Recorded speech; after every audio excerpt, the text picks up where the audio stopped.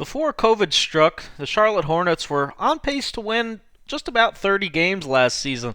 They were actually not terrible, surprisingly. With a roster I thought would honestly win 10 or 15 games, James Borrego had them playing really competitive, solid basketball. And you know what? I just watched them play two really competitive, really fun preseason games versus the Raptors, and you could say, yeah, it's a preseason, who cares? Nick Nurse doesn't take anything lightly. The Raptors were still playing their starters huge minutes. Both teams were playing the games at a really high level, really competitively. And you know what? The Hornets looked really good, and I'm still pretty high on them. I think they're in for a pretty good season that'll end with at least good competition for that play-in tournament. Let's deep dive into the film and introduce you to this year's Charlotte Hornets. Here we go. First of all, starting at the point guard, Devonte Graham, obviously the most improved candidate for last season, a guy that would have won in a normal year most likely. He was phenomenal. He is a pure freaking scorer. Look at this little stack Spain pick and roll play, ends up freeing him for the shot fake release from three. He is just a big-time scorer that can do it in so many different ways. He's almost like a poor man's Kemba. He takes good care of the ball, does a lot of things well from that point guard spot. Terry Rozier paid a lot of money, probably never going to be worth quite the amount that he's being paid, but you know what? He's pretty solid. People forget he had some really good years in Boston. He's a really capable shooter, really capable scorer. Him and Graham have nice chemistry together, kind of a two combo guard system. Both of them can create, both of them can shoot, both of them can score. Gordon Hayward, speaking of money, he got a lot of it.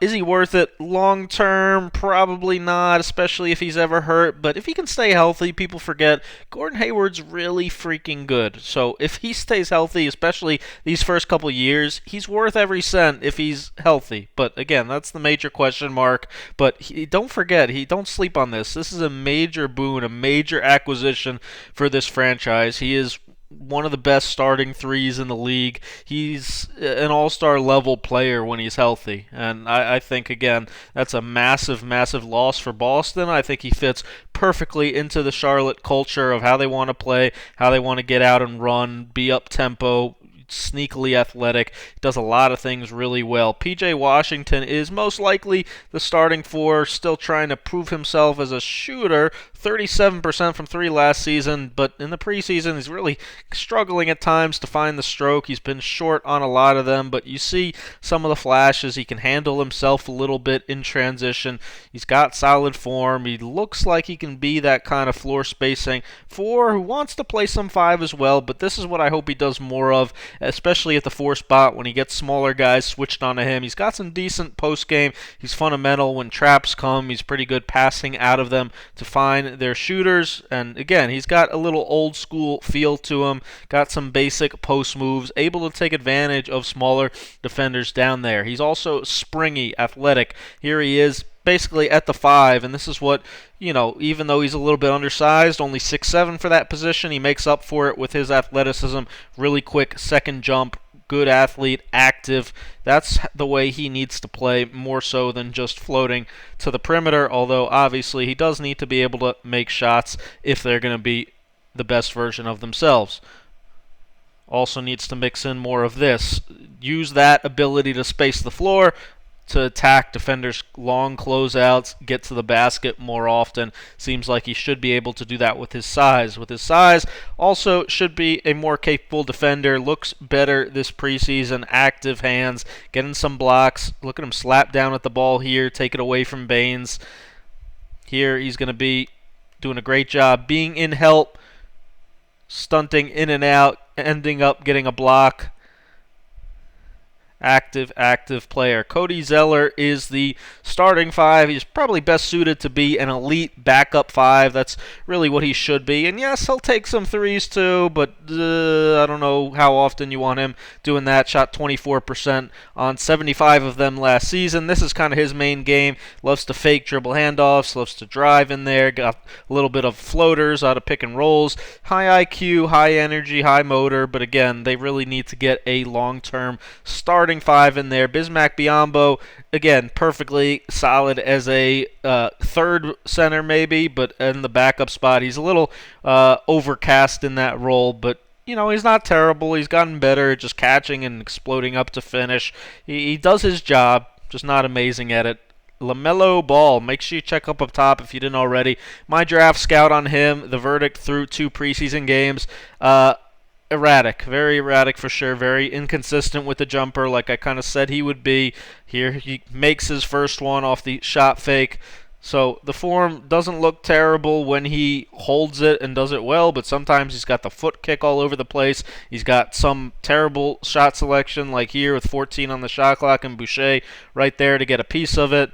Kind of just the typical rookie stuff, but you can definitely see the signs of flair and just the incredible basketball IQ when he's getting downhill off pick and rolls. He just has unbelievable vision out of those things.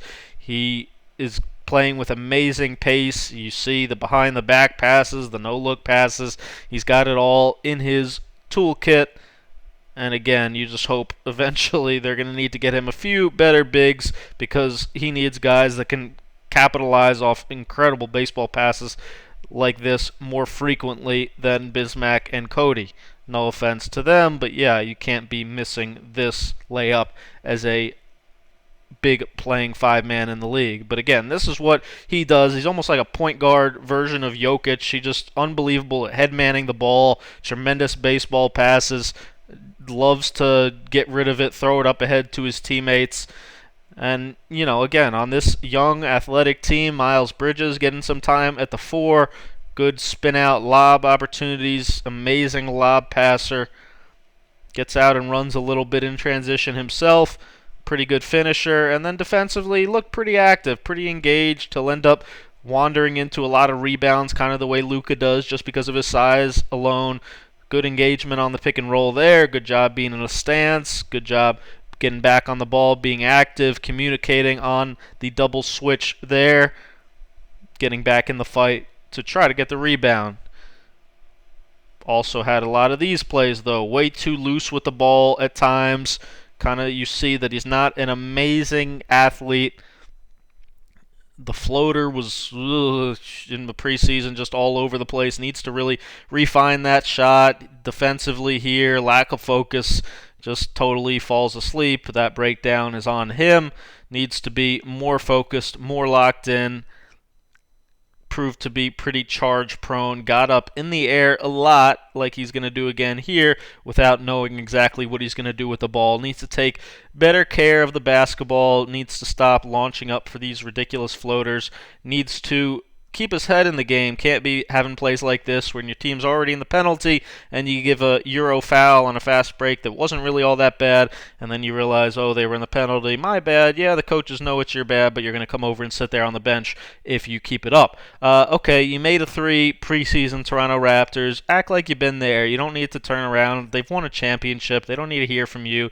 The thing about LaMelo that just scares me is between the ears. If he can stay with his head on straight, competitive, locked in, playing the right way, doing the right things, he'll be fine. If he gets caught up in all that other nonsense, that's the only danger to him. Miles Bridges, athlete.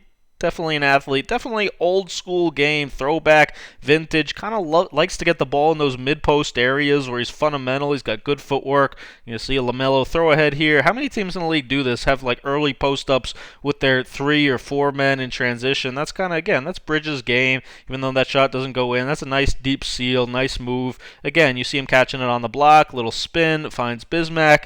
Crafty. Again, his game's very unconventional. He catches the ball a lot in places where other people don't.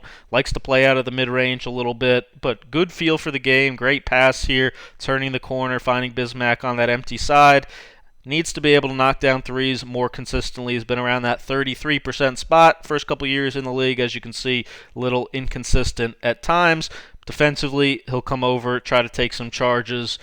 Good help side, alert defender. Needs to continue to play with that high activity level. No, you're not seeing double. How about the Martin twins? Cody is number 11, second-round pick. Caleb, number 10, undrafted. The Charlotte Hornets have a big investment in the Martin twins. Look how freaky this clip was. Didn't they kind of like walk in the same exact way and then turn towards the outside, inside, look at each other at the same time? Like that's twin stuff, isn't it? I don't know. Look pretty cool. But anyway, yeah, they're pretty athletic. Here you see Bridges again with a deep post up and Caleb cutting, finding Cody for the 3. That's fun basketball. That's where the Charlotte Hornets are fun to watch.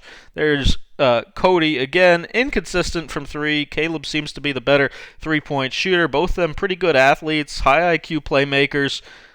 If they can really improve, Cody in particular, his shot could certainly seem playable. Malik Monk, who knows about him? But, ooh, yeah, like I said, they're pretty athletic kids. It's clear why they franchise took both of them and why they play together sometimes off the bench. And, yeah, they got some talent. They also come over and take some charges, too. They're pretty selfless. They're fun to watch. They're going to be fan favorites. Well, we won't have any fans, but if we did have fans next season, they'd really enjoy watching them play together because both of them, sacrifice a lot. They come over to take charges. Here's a little Caleb offensively. He doesn't do quite as much as Cody offensively, but like I said, he does seem to shoot the ball a little better. Overall, Charlotte needs to play active defensively, active hands, get a lot of deflections, use defense to fuel their offense. This is where they're at their best, playing an up-tempo game created off of steals.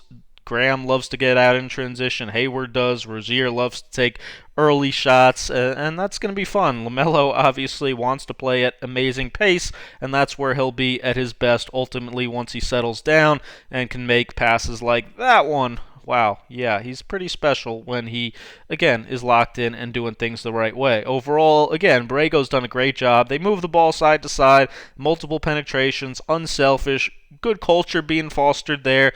One of my favorite teams in the league to watch. I think they'll be right in the mix for that play-in tournament with Atlanta, Orlando, and Washington in the East. If you're a Hornets junkie, 5-minute bonus video, patreon.com/scoutwithbrian right here. Just click that link to subscribe for even $2 a month. You get a 5-minute bonus, all-exclusive Hornets clips that weren't in this video, in addition to like 40 other bonus videos, and help support my stuff. It's really a no-brainer. Make sure you thumb up, hit that subscribe button. Appreciate you guys watching, and please take literally 30 seconds, head over to Patreon so I can keep doing this stuff. Thanks.